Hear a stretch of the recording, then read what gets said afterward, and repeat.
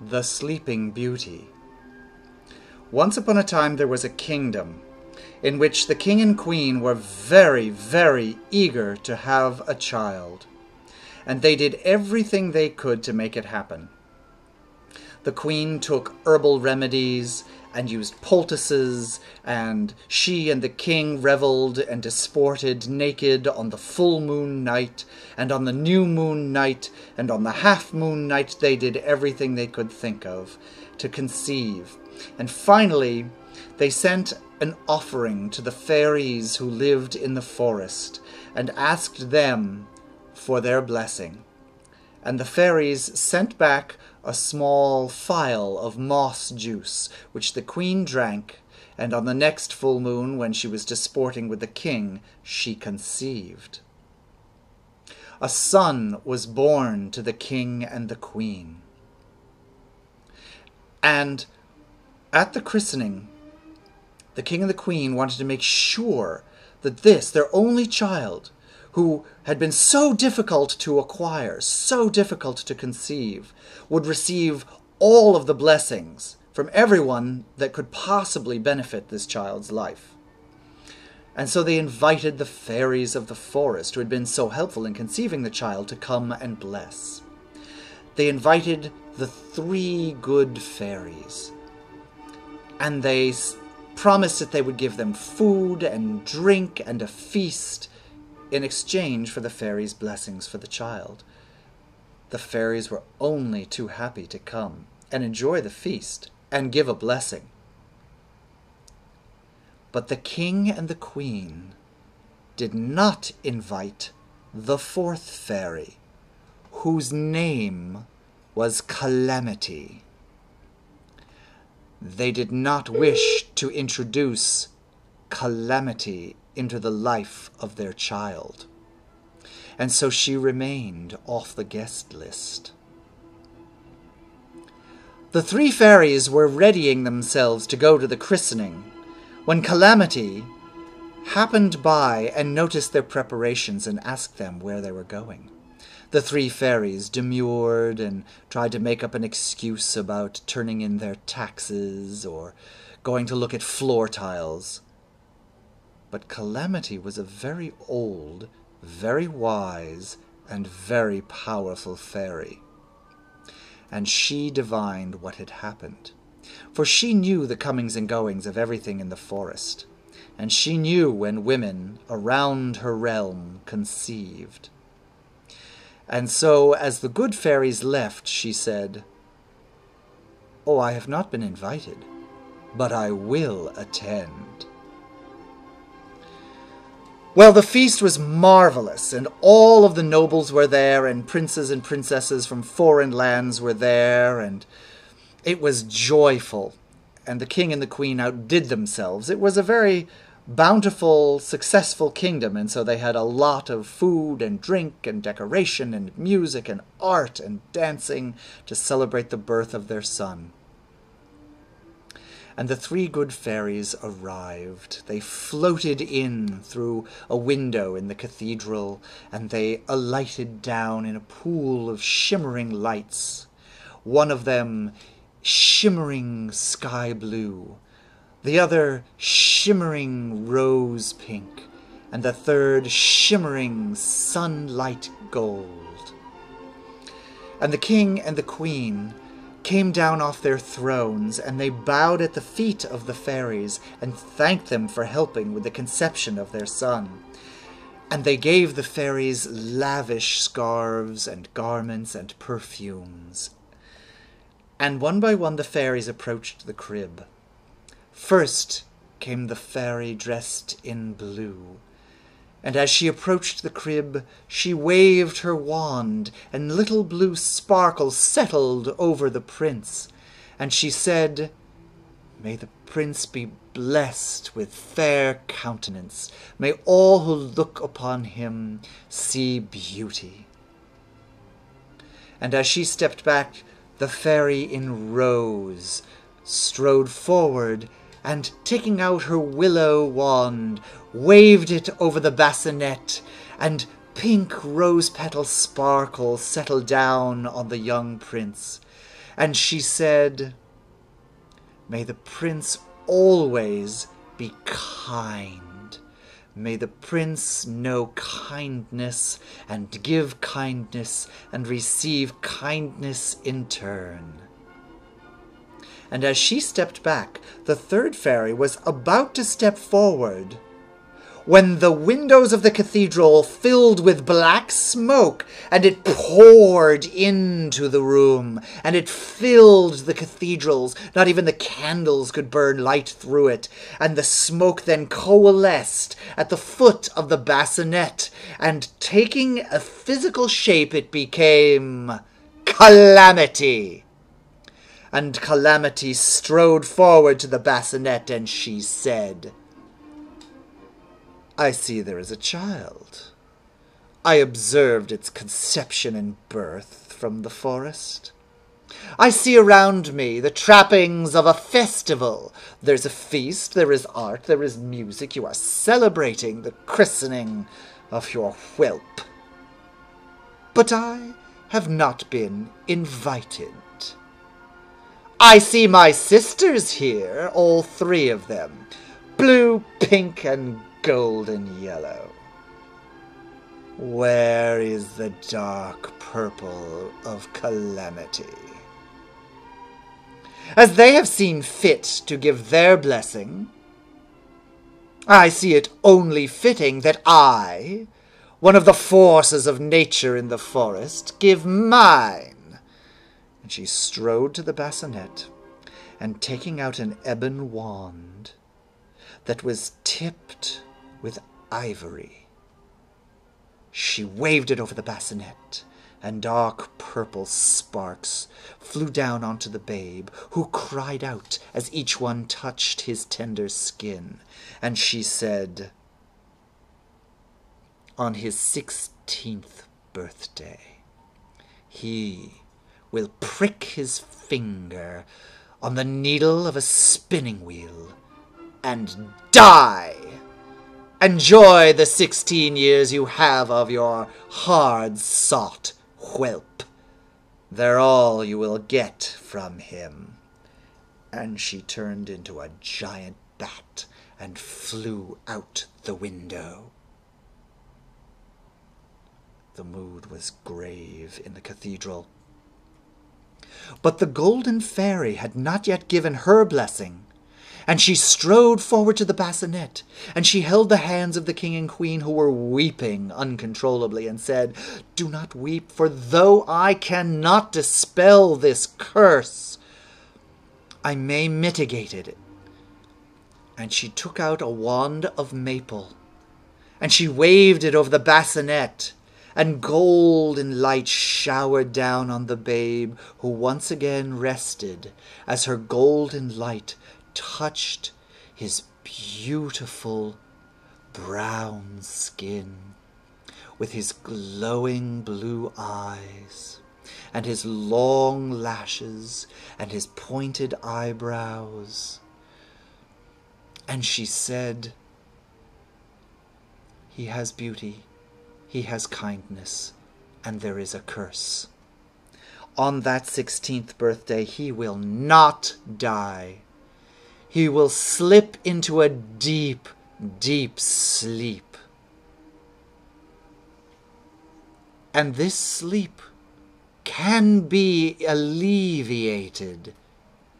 It can be dispelled by the kiss of one who loves him true." The gold light finished its shower, and the fairies bowed to the king and queen, and riding little doves, they lifted themselves into the air and flew back to the forest. The feast was over, and everyone returned to their homes, and the king and the queen took the bassinet with the young prince up to his room, and he smiled sweetly at them as he began his slumber.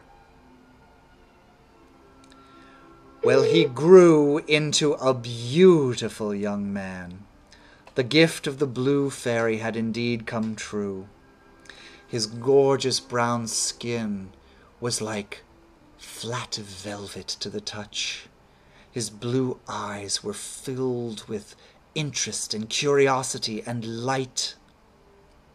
His lips were like dark cherries, always glistening, always perfectly shaped, and always at the ready to smile, revealing pearls for teeth. And his beautiful brow was always peaceful and noble and beguiling.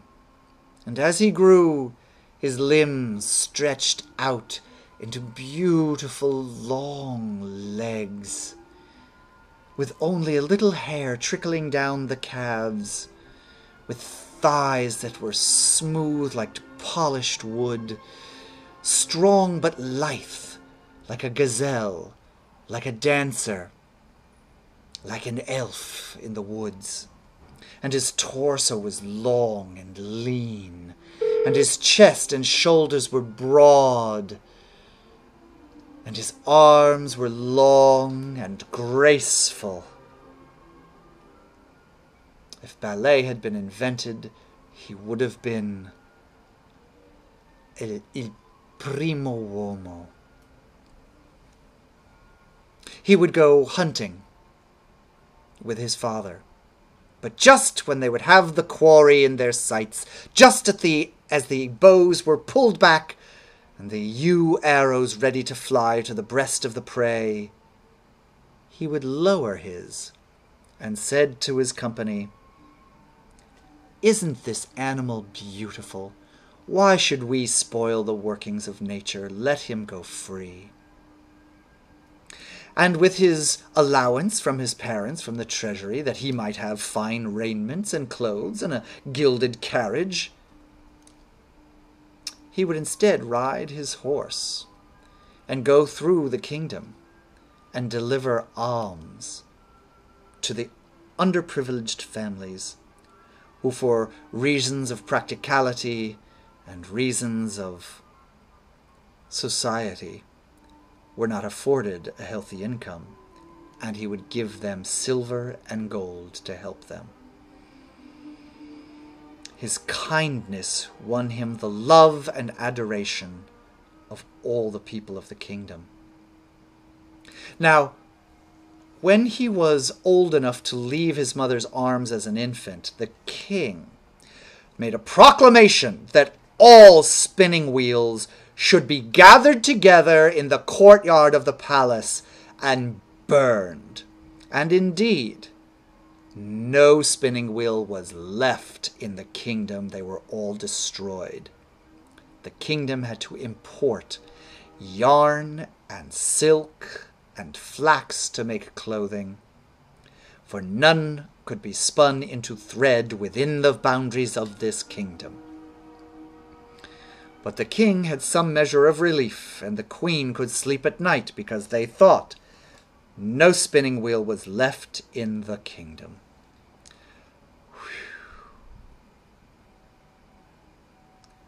Well, the prince's 16th birthday did come, and there was a grand feast. And the king held it within the prince's own chambers, because he was still concerned and worried. Even though all the spinning wheels had been destroyed, he was still concerned. And there was a party, and the prince's friends came, and everyone reveled. And there was mead, and there was cake, and roasted, well, not pheasant, because the prince hadn't the heart to eat the animals of the forest who had become his friends. He had some sort of lentil casserole instead. And as everyone became drowsy with the drinking of mead, and as the revels went into the late evening, somewhere before midnight, around 10 or 11, the prince left his table, and he went walking through the castle, looking at all the belongings of the castle and feeling such love and gratitude for everything that had surrounded him in his life, the good fortune he'd had to have this life. and allowed himself to wander this way through the castle until he came to a hallway he did not remember playing in or walking down ever. And so he went down this hallway thinking, is this a place where my ancestors have strode and I have not? And he came to a door, a little wooden door, old and ungilded. And he thought, I don't remember this door. I don't remember seeing this hallway or this door. Where does this go? I have spent all my childhood scouring this castle for hiding places and secret locations where I could make mud pie potions and play with my friends out of the gaze of the vizier and the courtiers and my parents. What is this door? Where am I? I must investigate. And he opened the door, and there was stairs, stone steps. Again, completely ungilded, no tapestries, no carpeting. And he thought, what is this? Is this some old bell tower? I thought I'd climbed every turret on the inside and the out, long before even my 15th birthday. What have I discovered? An adventure!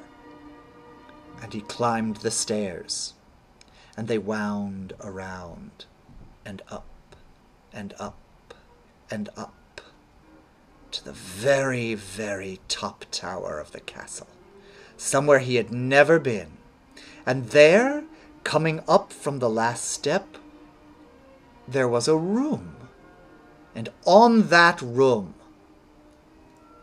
there was a rounded roof with rafters high, and a bed with blue, pink, and gold chiffon silk coverlets and gauze shielding and protecting the bed. And there in the middle of the room was a stool and a spinning wheel. And the spinning wheel had on it a golden needle, tipped in purple. And the prince strode with his long, elegant legs, and his tall torso, and his beautiful brow to the spinning wheel, and having no idea what this was, thought to himself, what is this machine? What an intriguing shape. It has a wheel like a wagon, but it's up high off the ground. I don't see what it could serve. It doesn't transport. And then there is this thimble over here that ends in a sharp point. And he touched the spindle's needle, and the curse took effect. And he stumbled, and he stumbled, and fell upon the bed into a deep, deep sleep, like death. And as night deepened, a pall fell over the entire castle. The king fell asleep on his throne. The queen fell asleep brushing her hair at her night table. The revelers and princes and princesses from other kingdoms, and the noblemen and the noblemen's friends of the prince who had come to celebrate in his chambers, fell fast asleep, some of them face-planting in the cake. The guards fell asleep at their stations, their halberds falling to the ground, their helmets falling against the stone walls of the castle. The musicians, bows still held to strings, fell over in their chairs. The kitchen staff at their cooking pots fell to the ground asleep, with the pots still bubbling. The chickens in the hen house slept. The dogs slept. The hawks slept in their little hoods. Even the horses in their stalls and the pigs in their sties slept.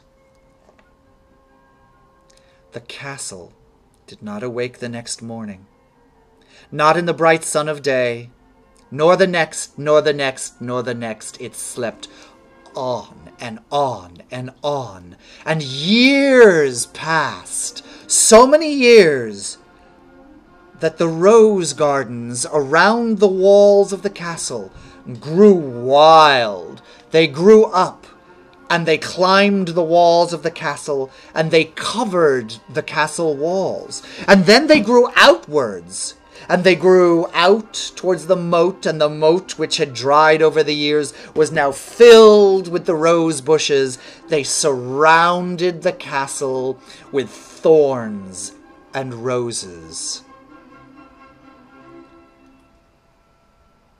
And in that way, this castle was long forgotten.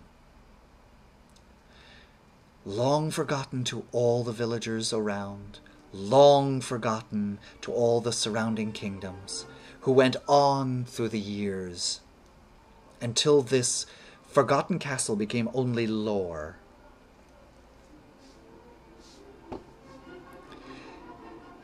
In the Kingdom of Orange, there was a prince born to a king and queen, and he was neither the youngest nor was he the oldest, but he was the truest, and most trusted by his father, and most beloved by his mother.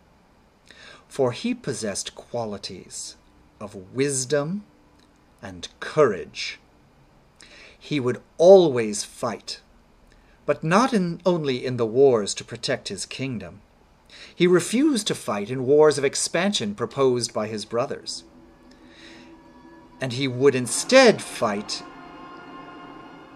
to protect the kingdom, and he would fight wars of justice within his own castle, arguing with his brothers, arguing with his own parents, his own father, the king, at the risk of banishment, for the causes of the poor, for the causes of those who are shunned by society. He was noble and gained a reputation for being feisty and unruly and unaccommodating to the norms of society, but for being just and wise. Well, one day, his brothers contrived an intrigue, and they stole horses from the kingdom. And they took the horses, some of the king's finest, some of the stallions their father, the king, had chosen specifically himself, and raised them since they were colts, and fawned over them, never allowing them to pull his carriage, but only racing them, so that he could watch their fine musculature and admire his work with them. These horses were in fact the seat of their father's vanity. And they took these horses, and they brought them to a village on the outskirts of the kingdom, and they gave them to farmers. And they said, "These are a gift." And they had disguised themselves as merchants, and they said, "These are a gift. We have had a shipment, and we have been gotten very rich off of our wares, and shipped these stallions from Arabia, and we cannot sell these ones. These are fine, but they're not the finest, and we're now rich from selling off the finest, and we give these to you because we can't afford to keep them in stables, or we don't have stables," or they contrived an excuse to leave them with the farmers. And then they went back to their father's castle, and their father was beside himself about, "Where are these horses?" And they said, "Father, it pains us to tell you, but while we were hunting, we saw your horses. We think they are yours, and they are pulling plows in muddy fields of peasants on the outskirts of the kingdom. And we don't want to say who could have done this, but it seems obvious to us what has happened, that your finest horses have been taken and given to farmers in muddy fields." And they took the father. He said, Show me where my horses may be found." And they took their father, and they took him to the village where they had left the horses with the farmers. And they showed these horses to their father, who cried when he saw them. And he said, "My stallions, my palominos, my golden-flanked stallions, my prize stallion with the golden mane is pulling a plow through mud. How dare anyone anyone besoil these noble beasts?" And he beat the peasants, and he took the horses, and he rode in a fury back to the castle. And the brothers were satisfied, because they knew they had discredited their middle brother, the most trusted, the most beloved. And the king called him forth and said, "You have stolen my horses, and though your intention may be argued to be noble, you have defiled my orders, the sanctity of my pleasure, my intention for my stallions, and you have crossed me. Had you come and talked to me, it might have gone differently, but you, without even asking, have stolen from me." And the queen begged for the king's mercy and said, "Do not imprison him, do not banish him, do not kill him. He is our son, for before this time he has been the apple of our eye, our most trusted. Clearly he may have made some mistake, but please do not be harsh." And the king said, "For your sake I will not imprison him, but rather I order you to leave my kingdom. You may not come back for 10 years. The brothers of the prince were very satisfied that their odd prince, their odd brother, had been banished for 10 years, and he left. He was given his own horse, and provisions, and a squire, and he left. And he rode through his father's forests until he came to the edge of the kingdom, and looking back, he bowed towards the direction of his father's palace, and he said, "Though I must leave your company, my father, I will do you proud. My heritage is to be of the noble class, and that has weighted me with the responsibility of performing noble acts. Wherever I go, whatever fortune befalls me, may I always remember this, and may I honor my ancestry and my parentage with my actions." And he rode out into the world. 2 years passed, and he mostly lived in forests, hunting for what berries and roots he could find, living off of the land, doing noble work for local farmers that they might give him some of what they grew so he could eat, and sharing the company with his squire.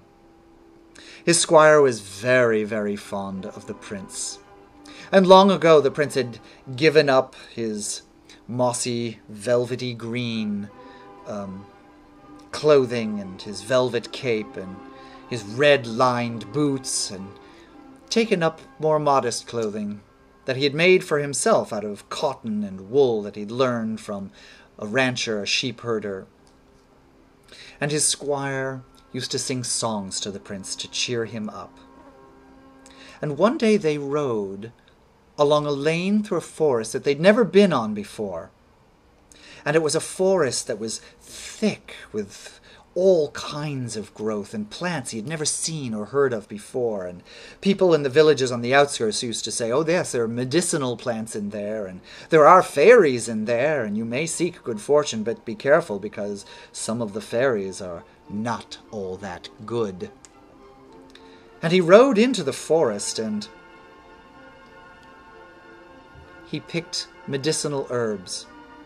And once when his squire was ill, he gave him medicine that he had boiled out of these herbs. And while he did, he could feel that eyes were watching him. And when he was looking around for who might be around, he heard movement behind him. And he turned back to his boiling pot of this potion, and he couldn't see anything, but it seemed to him that the potion he had made had changed color from a brackish color, a brownish-green color, to pinkish. And as he gave it to his squire's health improved. And later in the forest they were looking for food, and they came across a stream that flowed with water that was so blue. They had never seen water so blue. And as they drank, they felt refreshed and stronger than before. as though there was some life to the water they were drinking. Finally, they decided it was time for them to ride on, and they rode along this lane they had found to the edge of the forest. And on the other side of the lane, the trees gave way to thorny bushes. Now, there were no roses growing on them, but these were the same bushes of the kingdom that had fallen asleep. And they rode along and along and along, and it was all thorn bushes, thorn bushes, thorn bushes. And the prince thought to himself, what is this that is going on so? This is no garden, and I've never seen thorn bushes. They usually are incidental and grow here or there, but here they are, mile after mile. I've never seen this before. He could see through the thorn bushes stone masonry, the walls of the castle, and he thought, what is this? That there, some yards through the thorn bushes, I see masonry. There's a castle in there. And his sense of adventure was piqued, and he thought, I'm going to get through there, but I have no idea how I should do it. So they made a camp in the middle of the lane by the thorn bushes. And that night, the prince took out his sword and his usual cloth, and he polished his sword, because he thought, I'm going to have to cut my way through these briars, and the only blade or edge I have is my sword. And so, while he did wiping and preparing the sword, he poured a little oil on his whetstone to sharpen it, and his squire sang a song. And for a moment, he thought he felt the eyes on him again, and he turned around to look. But there was nothing there, and when he turned back, he went back to sharpening his sword on the whetstone. But the whetstone, the oil on the whetstone, had taken on a slight gold hue, and as he sharpened the sword, he could swear that the metal had turned from ordinary steel to having some kind of gold sheen to it. Well, he went to sleep that night, and in his dreams there was a dark purple presence, and an evil voice said into his dream, the first briar you cut, the first bush of mine you destroy, 5 will grow back. And if you keep cutting, you will only face my wrath. He awoke, but all around him there were crickets and the moon and the stars. And so he went back to sleep, and then in the morning he awoke. And after they had eaten, he and his squire strode to the rose bushes, and he took out his sword and he started to hack away at the thorns. And he cleared at least 5 feet of bushes, but from the ground the thorns grew back, thicker than before. And so he redoubled his effort, and every time he hacked, the bushes grew back. So his arm grew tired, but he kept swinging and swinging and swinging and swinging, and he made his way into the middle of the thorns, and they would grow up behind him. But even though they grew back 5-fold, he was able to cut a space around him and his squire until he reached the wall of the castle. Well, he had a rope, and he took it and he threw it up over the wall. And he attached his sword to the other end of the rope, and he threw it, and the hilt of the sword caught on the stones at the top of the wall, and he was able to pull himself up. And he went up and over, and his squire climbed up after him, and they were inside the wall of the castle. But as soon as they set foot on the ground and loosed the sword from the stone, the squire fell into a deep sleep. And the prince thought, he has died. But he landed softly when he jumped from the wall. What has happened? And he could not rouse his squire. So the prince took up his sword and said, I will have to go this alone. he took 3 steps into the courtyard of the castle, and a great dark purple smoke erupted before him, and there in its place was a great black and green and purple dragon. And the dragon spoke with the voice from his dream and said, "Go no further.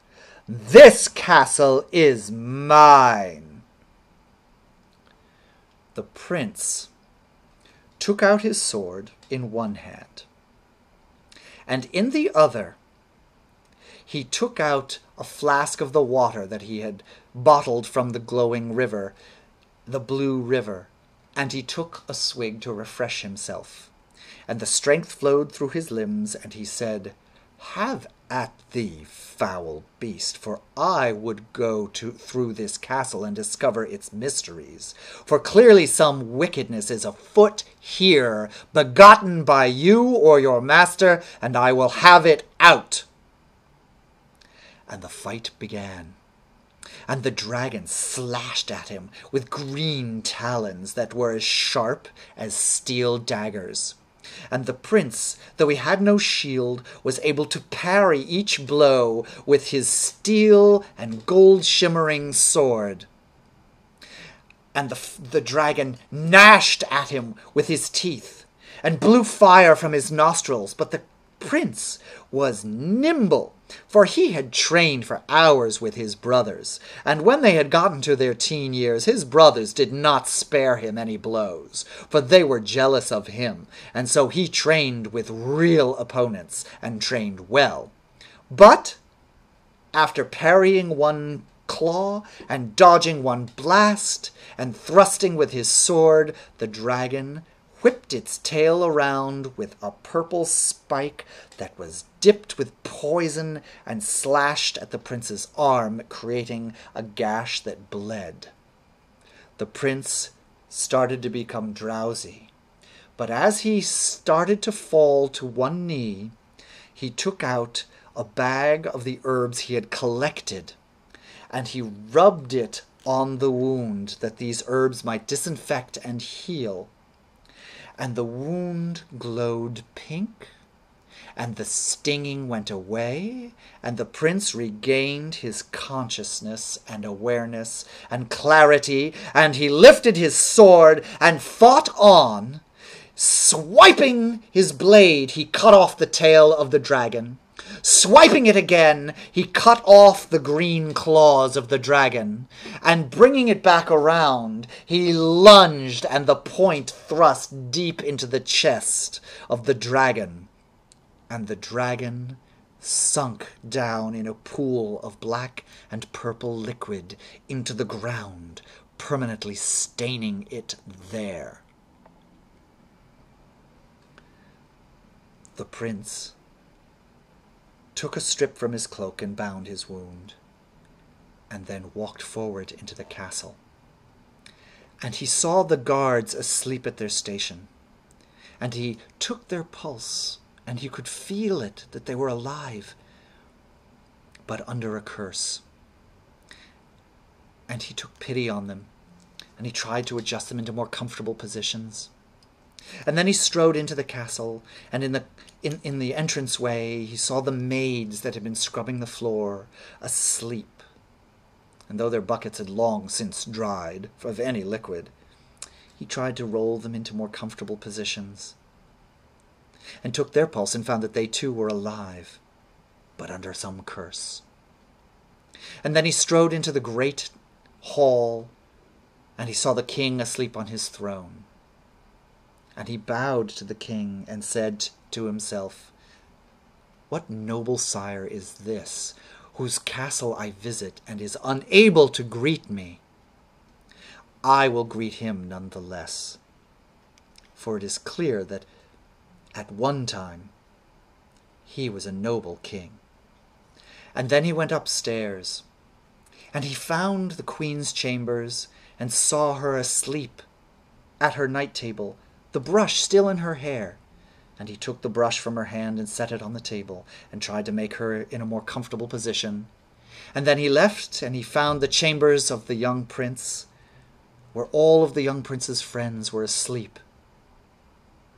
And he lifted one young nobleman's beautiful blonde head out of the cake, which had by now dried to powder, and he dusted the powdered frosting off of that noble person's cake bestrewn face, and set his head down on a pillow from a couch. And then he strode around the castle more, wondering what had happened, looking for some source of the curse. He came upon a small hallway, and it was completely unadorned. And there was a little door at the end of it, an ungilded door, and he thought, this is different than the rest of the castle.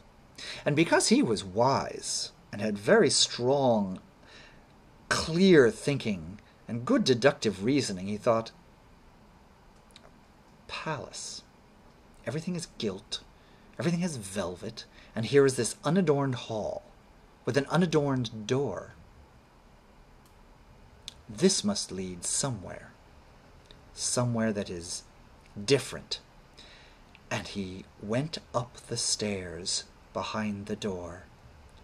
And the stairs were plain stone steps, and he thought, the highest point of the castle, and it's unadorned. These towers are used for special purposes. What could this be leading to? And at the top of the stairs he came upon the room. And there in the middle of the room was the spinning wheel.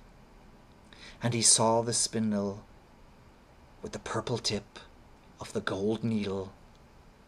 And he said, what device is this that is tipped with the same poison that was on the tail of the dragon? And he took the spinning wheel and he threw it out the window of the tower, and it shattered on the rocks below. And then he turned and beheld on the bed the beautiful young prince, with his long legs like polished wood, and his lithe torso like that of a dancer, and his graceful arms draped off the bed, and his cherry lips, and his long lashes closed gently, and his beautiful pointed brow. And his heart immediately grew, swelling, suffused with that feeling of love that happens when you meet someone and their countenance or their demeanor or their persona strikes admiration in your heart, strikes inspiration, and moves your heart from where it was an inch over into love.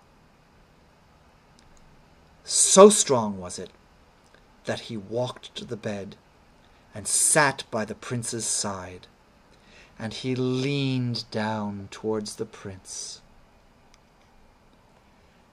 And as he felt the love in his heart, he also had a welling up from that love that caught in his throat. And in choked words he spoke and said, though you have been robbed of life, though you are in some unbreakable curse, though I may never know you for this curse, still, with sadness, I am also filled with love, and I will show you love just this once. And as he leaned in to kiss the prince, a tear fell from his eye, and both the tear and his own petal-pink lips touched the prince's at the same time, and he kissed. And as he drew away, he took in breath, opened his eyes again, to behold the wonder of the beautiful sleeping prince, fluttering those long lashes, parting the cherry lips, and licking them, moistening them after centuries, and taking his graceful arms and pushing himself up on one elbow.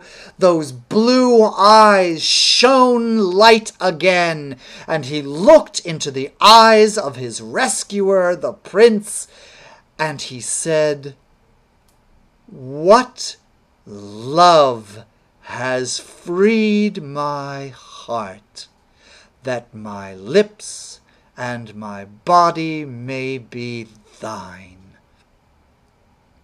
They embraced, they laughed, they held each other's faces, they asked each other 1,000 questions. Who are you? What is your name? What was this curse? How did you come through the curse? What has happened below? Where are my parents? Where are your parents? What happened that you've left your kingdom? And when they finally had had enough, they strode down the stone staircase, and they closed the ungilded door, and they walked down the ungilded hallway. And when they looked back, it seemed that there was no door at all, nor had there ever been.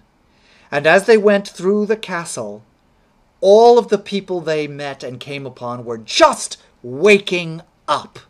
The queen rose from her table, and she wept with gratitude seeing her son.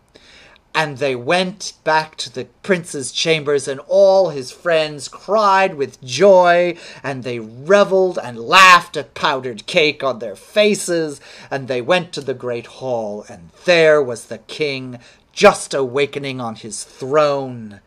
And he wept and cried and laughed at the same time.